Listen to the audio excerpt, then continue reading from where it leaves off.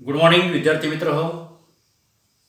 BA भाग 1 वैज्ञानिक पद्धती, यालाच आपण सायंटिफिक मेथड असं म्हटलेलं होतं. शॉर्टमध्ये आपण म्हटलं होतं की SM हा आपला विषय आहे.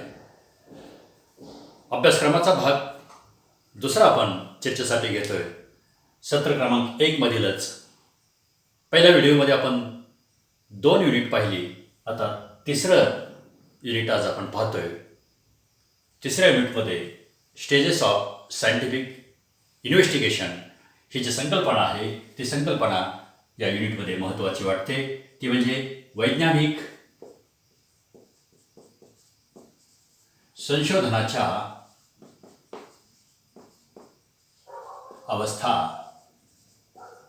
यालाच वैज्ञानिक संशोधनाचे टप्पे असंही म्हटलं गेलेलं आहे.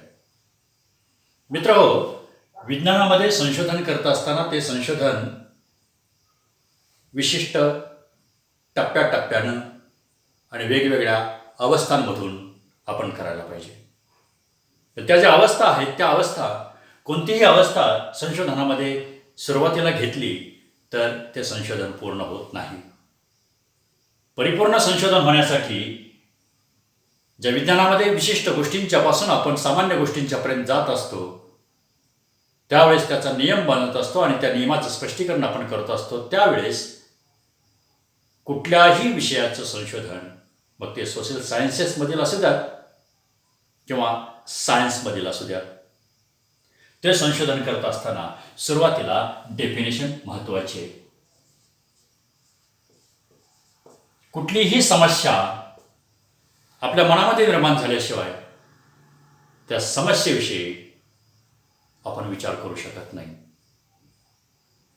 आणि म्हणून डेफिनेशन या ठिकाणी महत्त्वाची, किंवा त्यालाच व्याख्या व समस्या असं म्हटलं गेलेलं आहे. जी वस्तू आहे, जी व्यक्ती आहे, किंवा समाजामधील एखादा प्रसंग ज्यावेळेस आपल्या समोर येतो, त्यावेळेस तो समजून घेण्यासाठी ज्या गोष्टींची खऱ्या अर्थानं आवश्यकता असते, विज्ञानामध्ये कोणत्याही शास्त्रामध्ये किंवा कोणत्याही विषयामध्ये एखादी संकल्पना समजून घेत असताना त्याची व्याख्या व समस्या म्हणजे प्रॉब्लेम आपल्याला महत्त्वाचा वाटतो. जर प्रॉब्लेम निर्माण झाला नाही तर संशोधनाला सुरुवात होत नाही. म्हणून वैज्ञानिक संशोधनाच्या अवस्थांमध्ये सर्वात महत्त्वाची आणि पहिली स्टेज व्याख्या व समस्या. प्रॉब्लेम आपल्या मनामध्ये निर्माण झालेला आहे, परंतु जो प्रॉब्लेम आहे, जी समस्या आहे, त्या समस्येचं आपल्याला निरीक्षण करावं लागतं. म्हणूनच दुसरी जी अवस्था आपल्याला या ठिकाणी पाहावी लागणार आहे, ती म्हणजे निरीक्षण.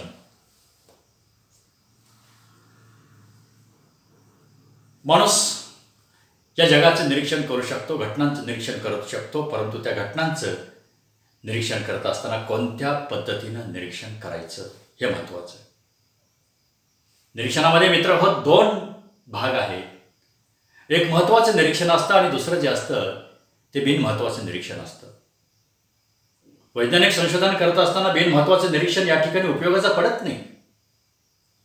महत्त्वाचं निरीक्षण म्हणजेच आपल्या मनामध्ये जो हेतू आहे, त्या हेतूनं आपण त्या समोरच्या वस्तूचं, त्या घटनेचं आकलन करून ज्यावेळेस घेत असतो, त्यावेळेस ते निरीक्षण हे शास्त्रीयदृष्ट्या किंवा वैज्ञानिकदृष्ट्या हे आपल्याला फलदायी ठरतं.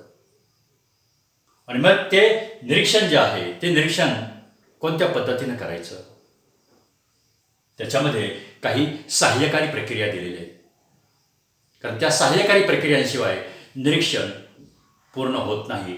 म्हणून निरीक्षणामध्ये ज्या सहाय्यकारी प्रक्रिया आहेत, त्याच्यामध्ये पहिली जी आहे ती संकलन, कलेक्शन करायचं.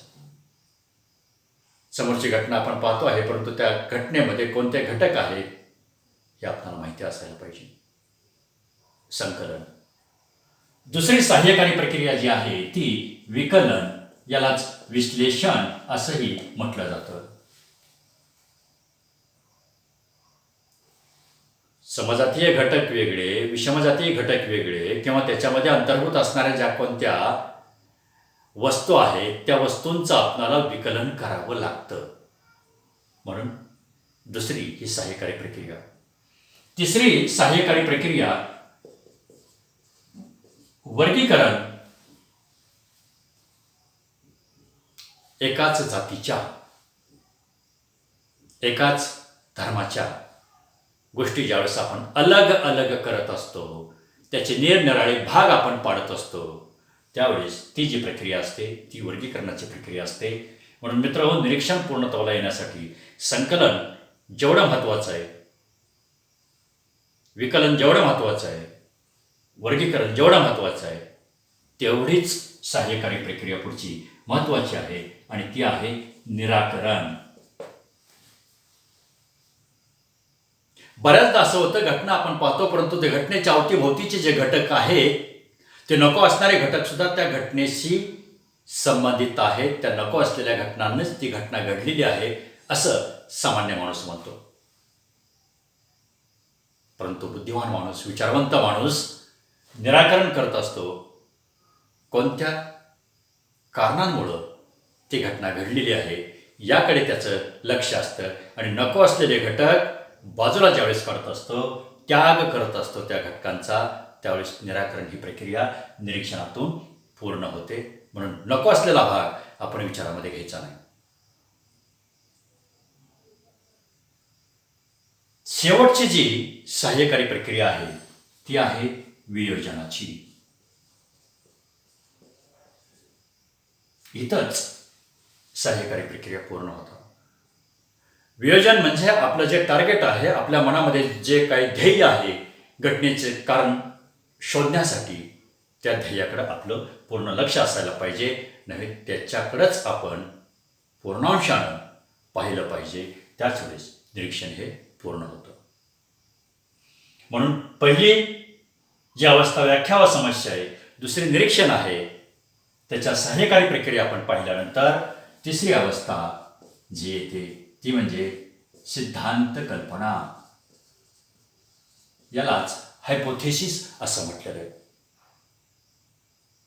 म्हणजे घटना आपण पाहिल्यानंतर ती घटना कोणत्या कारणांनी घडली या संदर्भामध्ये आपल्या मनामध्ये विचार निर्माण होतो आणि हा विचारच, हा प्राथमिक अंदाजच, त्यालाच सिद्धांत कल्पना म्हटलेला आहे. यालाच दुसरा एक शब्द प्रयोग आहे, तो म्हणजे अभ्युपगम. यालाच हायपोथेसिस असं म्हटलेलं आहे. म्हणजे सिद्धांत कल्पनेची निर्मिती होते. जो विचार आपल्या मनामध्ये आलेला आहे त्या विचाराची आपणाला प्रचिती घेता येते का, प्रचिती पडताळा, त्याचं परीक्षण करता येतं का, त्याचं प्रत्यंतर पाहता येतं का. नाहीतर एखाद्या विशिष्ट घटनेचं अमुक अमुक कारण आहे, त्या कारणाची प्रचिती जर आपल्याला, त्या कारणाचा अनुभव जर आपल्याला येत नसेल तर प्रचिती विना बोलणे व्यर्थ ठरते. आणि म्हणून कुठल्याही घटनेचं कारण आपल्या मनामध्ये ज्यावेळेस येत असतं त्यावेळेस त्या कारणाची आपल्याला प्रचिती घेता आली पाहिजे. ही एक वैज्ञानिक संशोधनामधील महत्त्वाची अवस्था आहे. प्रचितीनंतर पुढची जी अवस्था आहे ती अवस्था म्हणजे सिद्धता.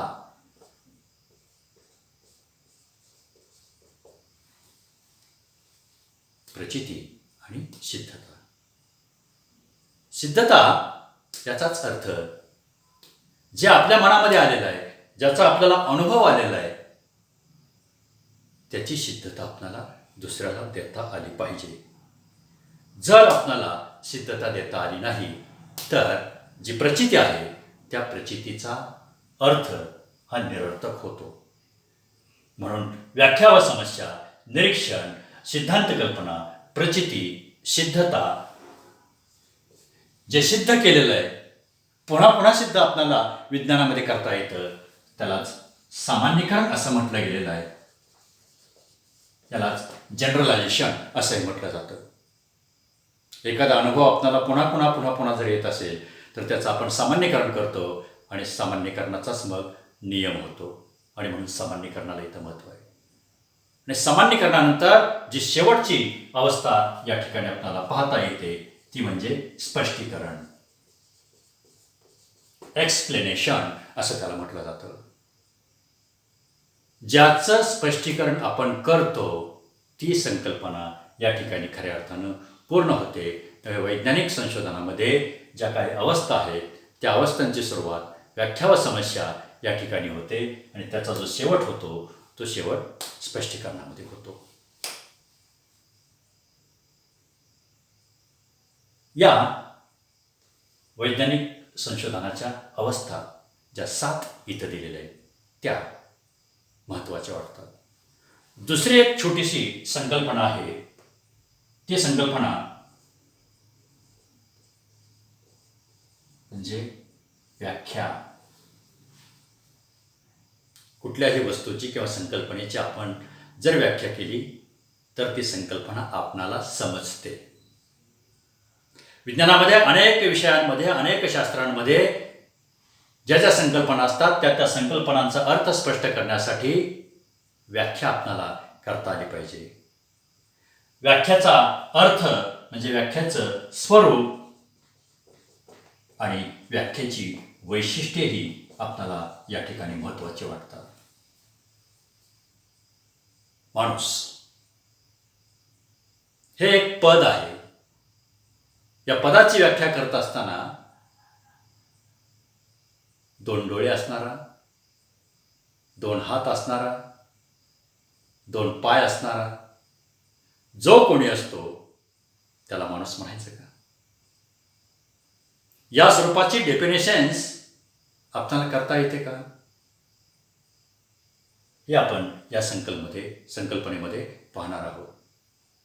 व्याख्या करत असताना व्याख्याचा जो व्याख्येय या दुसऱ्या भागामध्ये जो अर्थ स्पष्ट केलेला असतो तो कमीत कमी शब्दामध्ये स्पष्ट करावा लागतो. माणूस म्हटल्यानंतर पानभर त्याचं स्पष्टीकरण देऊन चालणार नाही. माणसाची व्याख्या ही एका वाक्यामध्ये 1-2 शब्दामध्ये अधिक आशय असणाऱ्या शब्दांमध्ये ज्यावेळेस आपण स्पष्ट करतो त्यावेळेस त्या व्याख्येचं स्वरूप, त्या व्याख्येची वैशिष्ट्ये आपल्याला कळतात. व्याख्या करत असताना अशा काही संकल्पना आहेत की त्याच्या आपल्याला व्याख्याच करता येत नाही. तीही संकल्पना या ठिकाणी आपण पाहणार आहोत. ती म्हणजे व्याख्येचे नियम व मर्यादा. व्याख्याचे नियम म्हणजे व्याख्या कशी करावी एक चौकट घालून घेतलेली. एक 5 ते 6 नियम आहेत. ते व्याख्या करत असताना ज्याची व्याख्या आपण करत असतो त्या पदापेक्षा व्याख्येय पद अधिक व्यापक असता कामा नये. व्याप्तीचा नियम या ठिकाणी आहे.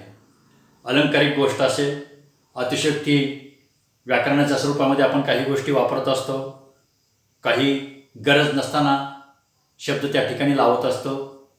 बऱ्याचदा आपण नकारार्थी बोलत असतो. बऱ्याचदा आपण जे पद आहे तेच पद टेबल म्हणजे टेबल होय, माणूस म्हणजे माणूस होय नाही अशी व्याख्या करता येणार नाही. आणि म्हणून अशा प्रकारचे व्याख्येचे काही नियम आहेत आणि अशा काही संकल्पना आहेत की त्याच्यावरती आपणाला व्याख्या करता येत नाही. ती संकल्पना पाहत असताना आपण याचं स्पष्टीकरण करणार आहोत.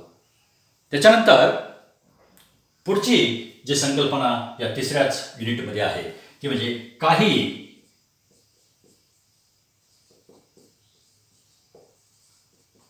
संशोधन तंत्रे. आता पहा, संशोधन करत असताना समाजशास्त्रातील संशोधन असू द्यात, मानसशास्त्रातील संशोधन असू द्यात, तत्त्वज्ञानातील असू द्यात किंवा अर्थशास्त्रातील असू द्यात, ही शास्त्रे कशी एका वेगळ्या अंगानं आपल्याला पाहायला मिळतात. रसायनशास्त्र असेल, खगोलशास्त्र असेल, वनस्पतीशास्त्र असेल किंवा भूगर्भशास्त्र असेल, या शास्त्रांमध्ये संशोधन करत असताना समाजशास्त्राचा क्रायटेरिया इकडं भूगर्भशास्त्राला आपल्याला लावता येणार नाही आणि भूगर्भशास्त्राचं संशोधन करत असताना खगोलशास्त्राचे नियम आपल्याला त्या ठिकाणी लावता येणार नाहीत. या नियमांमध्ये किंवा या निकषांमध्ये जसा आपल्याला फरक वाटतो तसाच फरक प्रत्येक शास्त्राचं स्पष्टीकरण करत असताना आणि संशोधन करत असताना आपल्याला पाहता येईल. मग इथं अनेक संशोधन तंत्रे आहेत. शॅम्पल आहे, सुयोग्य नमुना आहे, सर्वे पद्धती आहे, संख्यामान पद्धती वापरली जाते, पण इथं सामाजिक शास्त्राचा आपण अभ्यास करत असताना किंवा विज्ञानाचा सुद्धा अभ्यास करत असताना एक दोनच आपण या ठिकाणी संशोधन तंत्रे या विषयाच्या अनुषंगाने घेतलेले आहेत. त्याच्यामध्ये पहिला संशोधन तंत्राचा जो भाग आपल्याला पाहता येईल तो म्हणजे प्रश्नावली या स्वरूपामध्ये, क्वेश्चनियर असं त्याला म्हटलं जातं. कुठल्याही विषयाचा अभ्यास करत असताना एक ठराविक 15 ते 20 प्रश्नांची आपण निवड करत असतो. त्या प्रश्नावलीची वैशिष्ट्य आपल्याला माहिती असायला पाहिजे. पहिला प्रश्न कोणता, शेवटचा प्रश्न कोणता, मध्ये कोणते प्रश्न यायला पाहिजे, प्रश्नावलीचं स्वरूप कसं आटोपशीर असायला पाहिजे. प्रश्नावलीमध्ये वैयक्तिक माहिती न विचारता ज्या विषयाच्या संदर्भामध्ये आपण संशोधन करणार आहोत त्या विषयाच्या संदर्भातील संकल्पना त्या ठिकाणी उलगडल्या पाहिजे. प्रश्नावली केवळ एकाच व्यक्तीकडून भरून त्याच्यावरती जर आपण निष्कर्षापर्यंत जर पोहोचायचं म्हटलं तर ते योग्य नाही. संशोधनाच्या दृष्टिकोनातून अनेक व्यक्तींच्याकडून ज्यावेळेस आपण प्रश्नावली भरून घेत असतो त्यावेळेस एकसारखी उत्तरं येत नाहीत, परंतु 50%च्या पुढं 60, 70, 80% जी उत्तरं जास्तीत जास्त आपल्याला निष्कर्षापर्यंत घेऊन जातात या निष्कर्षाचा आपण विचार करायचा. आणि म्हणून प्रश्नावलीमध्ये अंतिम अशी उत्तरं नसतात. जी उत्तरं असतात ती अंतिम सत्यापर्यंत पोहोचणारी असतात. नवीन त्याच्याकडं जाणारा प्रश्नावली रस्ता दाखवते, वाट दाखवते. त्या संदर्भामध्ये प्रश्नावलीचा अर्थ आपण पाहूया. दुसरा संशोधन तंत्राचा जो भाग आहे तो भाग आपल्या दृष्टीनं अत्यंत महत्त्वाचा वाटतो. सामाजिक शास्त्रामध्ये, वैयक्तिक जीवनामध्ये प्रत्येकाला याच्यातून जावं लागणार आहे. नोकरी मिळवायची असेल मुलाखत द्यावी लागते, नवीन माहिती मिळवायची असेल मुलाखत द्यावी आणि घ्यावी लागते. आणि म्हणून दोन भाग याच्यामध्ये आपल्याला पाहता येतात, एक मुलाखत घेणारा आणि एक मुलाखत देणारा. मुलाखत देणाऱ्याकडून आपल्याला नवीन माहिती मिळते, मुलाखत घेणाऱ्याला सुद्धा त्या विषयाचं ज्ञान म्हणजे प्रश्न कोणते विचारावेत याची जाण असायला पाहिजे. आणि म्हणून मुलाखतीमध्ये विज्ञानामध्ये संशोधन करत असताना सुद्धा एखाद्या तज्ज्ञ व्यक्तीची निवड केली जाते आणि त्या विषयातील जी तज्ज्ञ व्यक्ती आहे त्या तज्ज्ञ व्यक्तीशी संपर्क साधून समोरासमोर त्याची वेळ घेऊन बोलणं केलं जातं आणि त्याच्यातून नवीन स्वरूपाचं ज्ञान आपणाला मिळते आहे की नाही हे पाहिलं जातं. म्हणून प्रश्नावली आणि मुलाखत ही दोन संशोधन तंत्र या ठिकाणी आपण घेतलेले आहेत. अभ्यासक्रमाची व्याप्ती वाढते आहे म्हणून आधी जी मी सांगितली होती सुयोग्य नमुना असेल, संख्यावान पद्धती असेल, सर्वेक्षण पद्धती असेल, या ज्या काही संकल्पना संशोधन तंत्राच्या संदर्भामध्ये आहेत त्यांचा आपण या अभ्यासक्रमामध्ये इथे विचार करणार नाही.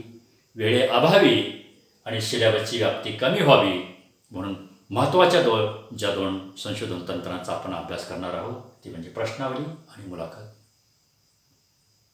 सत्र क्रमांक 1 मधील शेवटचं जे युनिट आहे, युनिट क्रमांक 4, या प्रकरण आपण शेवट करूयात. त्या प्रकरणाचं नाव आहे ऑब्झर्वेशन अँड एक्सपेरिमेंट, निरीक्षण आणि प्रयोग.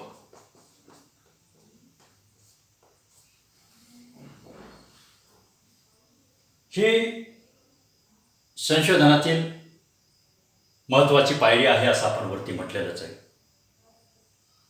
पण असं म्हटलं जातं की जिथं निरीक्षण थांबतं, निरीक्षणातून आपणाला अंतिम सत्यापर्यंत बऱ्याचदा जाता येत नाही, त्यावेळेस निरीक्षणाच्या पुढची जी पायरी आहे ती पायरी म्हणजे प्रयोगाच्या संदर्भात आपल्याला माहिती आहे.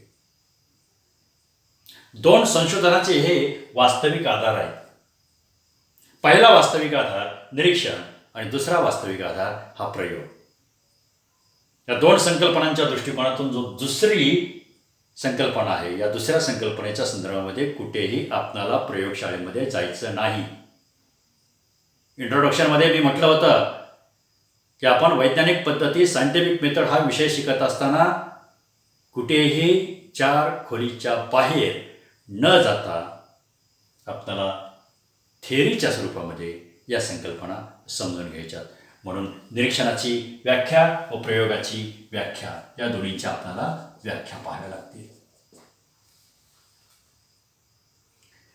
निरीक्षण पाहत असताना निरीक्षणाची वैशिष्ट्ये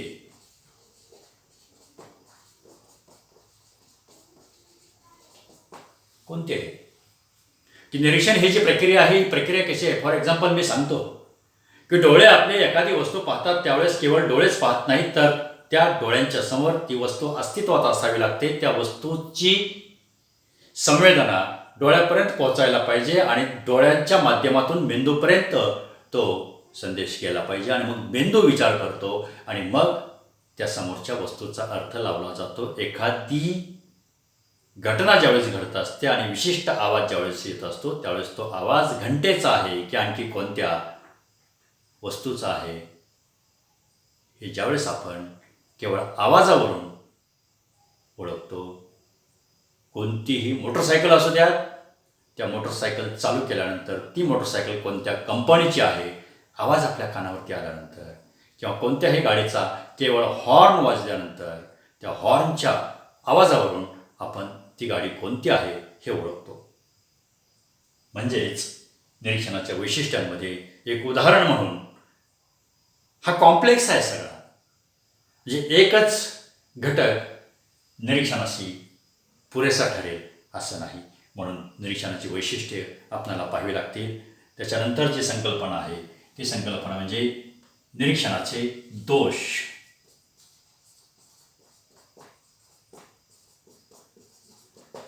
यालाच फॅलसीज असं म्हटलं जातं. आपण एखादी वस्तू पाहतो, आपण एखादी घटना पाहतो, परंतु ती घटना पूर्णपणे आपण पाहिलेली आहे आणि तिचं पूर्णपणे अंतिम स्वरूप आपल्या स्मरणामध्ये आहे किंवा आपण ती वस्तू ओळखलेली आहे असं होत नाही. बऱ्याचदा काही घटक आपल्या दृष्टिक्षेपातून सुटू शकतात आणि त्याच्यासारखीच असणारी आणि भासणारी ती समोरची वस्तू आहे असं आपण तिची ओळख पटवून देण्याचा प्रयत्न करतो. म्हणजे निरीक्षणामध्ये दोष हे राहतातच. मग ते जे दोन दोष आहेत, पहिला एक अनिरीक्षण आणि दुसरा जो आहे तो दुर्निरीक्षण. निरीक्षणातील दोष आपण पाहणार आहोत. निरीक्षणाच्या मर्यादा आपल्याला पाहता येतात, परंतु ती संकल्पना आपण अभ्यासक्रमातून काढून टाकलेली आहे. निरीक्षणाचे दोष पाहिल्यानंतर पुढची ही जी संकल्पना आहे ती संकल्पना पाहत असताना निरीक्षणामध्ये अंतिम निष्कर्षापर्यंत जर जायचं असेल तर निरीक्षणाचे फायदे कोणते आहेत, ॲडव्हान्टेज. आणि निरीक्षणाचे फायदे आहेत म्हणून तर आपण निरीक्षण करतो. निरीक्षणाचे जसे फायदे आहेत तसेच निरीक्षणाचे तोटे पण आहेत आणि या निरीक्षणाच्या संदर्भात फायद्या तोट्यांची दोन्हींचीही चर्चा आपण निरीक्षण या संकल्पनेमध्ये करणार आहोत. दुसरी संकल्पना जी उरते ती प्रयोगाची. आधीच आपण इथं व्याख्या पाहणार आहोत आणि मग व्याख्या पाहिल्यानंतर की जसं आपण म्हटलं की निरीक्षणाची वैशिष्ट्ये तसंच इथं प्रयोगाची वैशिष्ट्ये आपण पाहणार आहोत. आणि प्रयोगाची वैशिष्ट्य म्हणजे प्रयोग कसा करावा, प्रयोग म्हणजे काय, प्रयोग कुठे केला जातो आणि प्रयोगातून आपल्याला निष्कर्ष कसा मिळतो. कृती वगैरे इथं करायची नाही, परंतु थिअरीच्या स्वरूपामध्ये आपल्याला ॲडव्हान्टेज पाहावे लागतील. म्हणून प्रयोगाचे फायदे आणि प्रयोगाचे फायदे जसे आपण पाहणार आहोत तसेच प्रयोगाचे तोटे. ते म्हणाल की प्रयोगाचा काय तोटा असतो काय. अगदी उन्हाळ्याच्या दिवसामध्ये तप्त सूर्याकडे आपण एकटक जर पाहायचं ठरवलं आणि ऑब्झर्वेशन त्याच्यातून जे निष्कर्ष काढायचं म्हटलं तर उघड्या डोळ्यांनी आपण सूर्याकडे पाहू शकत नाही. निरीक्षण करणं ही संकल्पना सोपी आहे, सुलभ आहे.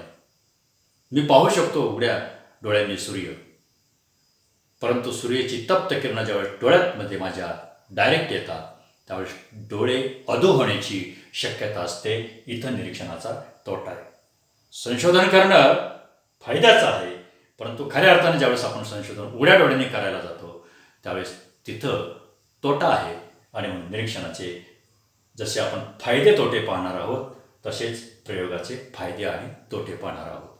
मित्रहो, आजच्या व्हिडिओमध्ये युनिट क्रमांक 3 वैज्ञानिक संशोधनाच्या 7 अवस्था, व्याख्या ही एक संकल्पना, तिची वैशिष्ट्ये, व्याख्येचे नियम आणि मर्यादा, संशोधन तंत्रामध्ये 2च आपण तंत्र पाहणार आहोत, एक प्रश्नावली आणि दुसरी मुलाखत, आणि युनिट क्रमांक 4मध्ये निरीक्षण आणि प्रयोग या 2 संकल्पनांतर्गत येणाऱ्या ज्या काही दुसऱ्या संकल्पना आहेत ती वैशिष्ट्ये, दोष आणि फायदे तोटे या 4 युनिटचा आपण पहिल्या सत्रामध्ये 50 मार्कासाठी अभ्यास करणार आहोत. त्या 50 मार्कामध्ये मी आधीच्या व्हिडिओमध्ये म्हटलं होतं 10 मार्काचं हे असाइनमेंट असेल, 40 मार्काची थेअरीची परीक्षा आपल्याला द्यावी लागेल. ती 40 मार्काची थेअरीच्या परीक्षा कशा असतात त्याचं प्रश्नपत्रिकेचं स्वरूप मी पुढच्या व्हिडिओमध्ये देऊन मी पहिल्या युनिटला सुरुवात करणार आहे. आज आपण याच ठिकाणी थांबूयात. धन्यवाद.